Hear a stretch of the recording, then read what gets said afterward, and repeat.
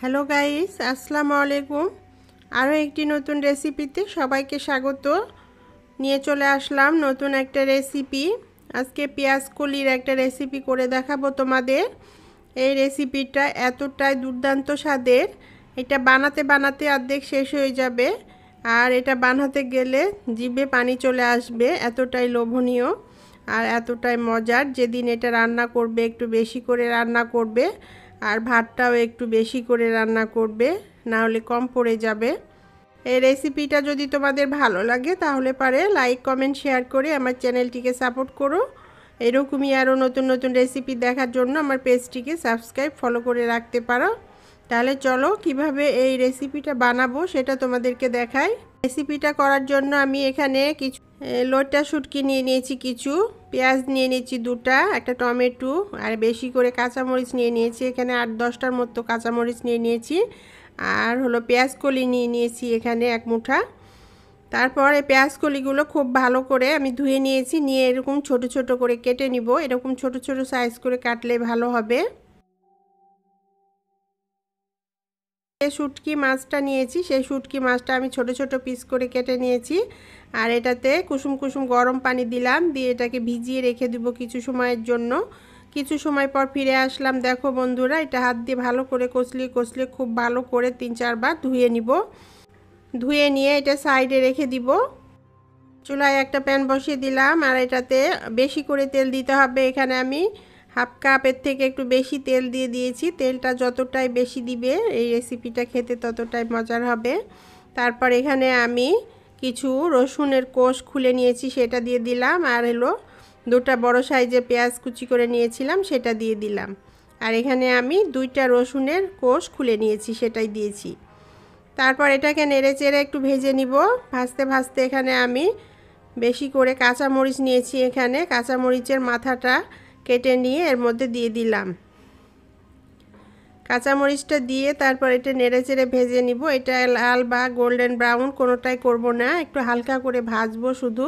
আর এরকম একটা ভাজা হয়ে আসলে এখানে আমি পরিমাণ মতো পানি দিয়ে দিলাম। এখানে 3 টেবিল চামচ পানি দিয়েছি আমি। এরপর এখানে আমি হাফ চামচ হলুদের গুঁড়ো দিলাম, আর 2 চামচ মরিচের গুঁড়ো দিলাম। ঝালটা তোমরা আরও কম বেশি করে নিতে পারবে।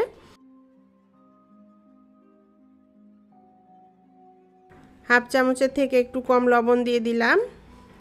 লবণটা টেস্ট করে দেখে লাগলে আবার দিব। তারপর এটা নেড়ে চেড়ে মিশিয়ে নিয়ে এটাকে রান্না করে নিব কিছু সময়।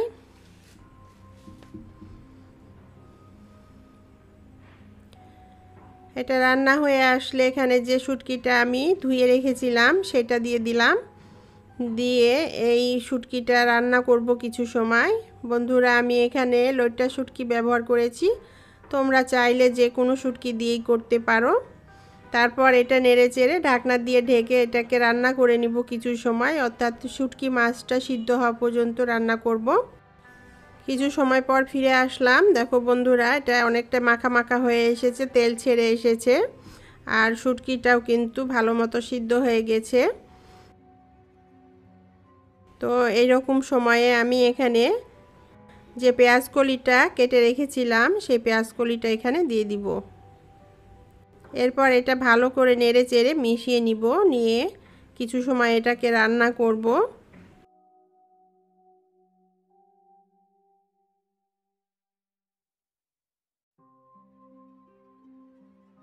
এবার এটা একটা ঢাকনা দিয়ে ঢেকে চুলার আঁচ একদম লো ফ্লেম করে দিয়ে কিছু সময় রান্না করে নিব। কিছু সময় পর ফিরে আসলাম।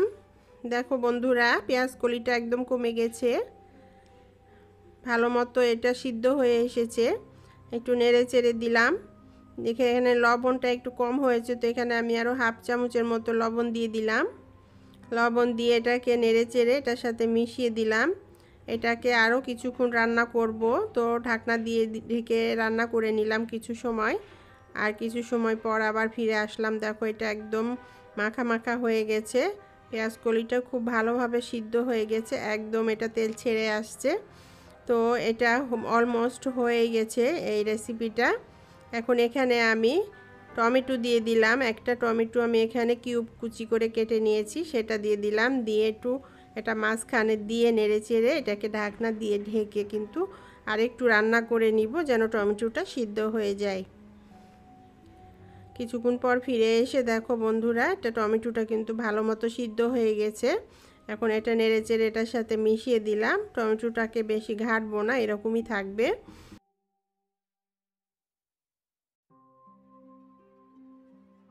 আর শেষ মুহূর্তে এখানে আমি বেশি করে ধনেপাতা কুচি দিয়ে দিলাম। আর বন্ধুরা, এখানে আমি ফ্রোজেন ধনেপাতাটা ব্যবহার করেছি। দেখো কিভাবে এটা বরফ থাকা অবস্থায় ধনেপাতাগুলো এখানে ছড়িয়ে দিতে হবে, দিয়ে দিতে হবে। এরপর এটা দিয়ে নেড়েচেড়ে এটা মিশিয়ে নিয়ে এটাকে কতক্ষণ আরেকটু রান্না করে নিব। একদম হয়ে গেছে বন্ধুরা, আর রান্না করব না। একটা প্লেটে এটা সার্ভ করে দিলাম। কতটা লোভনীয় হয়েছে দেখতেই পাচ্ছ বন্ধুরা। তো এটা আজকে গরম ভাতের সাথে সার্ভ করলাম। অসাধারণ হয়েছে বন্ধুরা। আমি তো লোভ সামলাতেই পারছিলাম না, বানানোর সাথে সাথেই আমি গরম ভাত দিয়ে এটা খাওয়া শুরু করে দিয়েছি, খেয়ে নিয়েছি। এতটাই মজার হয়েছে, লোভনীয় হয়েছে। আজকে এটা দিয়েই সবাই ভাত খেয়েছে। এতটাই লোভনীয় হয়েছিল যে কেউ কোনো কমপ্লেন করেনি, শুধু এটা নিয়েছে আর খেয়েছে। তো দেখা গেল যতটা রান্না করেছি এটা দুপুরে শেষ হয়ে গেছে। সবাই এতটা পছন্দ করেছে এই পেঁয়াজকলির এই রেসিপিটা। পেঁয়াজকলি শেষ হওয়ার আগেই বন্ধুরা একদিন এভাবে বানিয়ে খেয়ে দেখো, তোমাদের পছন্দের রেসিপিতে পরিণত হবে এই রেসিপিটা। ভালো লাগলে লাইক, কমেন্ট, শেয়ার করে চ্যানেলটিকে সাপোর্ট করো। এরকমই আরও রেসিপি দেখার জন্য আমার পেজটিকে সাবস্ক্রাইব, ফলো করে রাখতে পারো। আবার দেখা হবে এরকমই নতুন কোনো রেসিপির সাথে। আল্লাহ হাফেজ।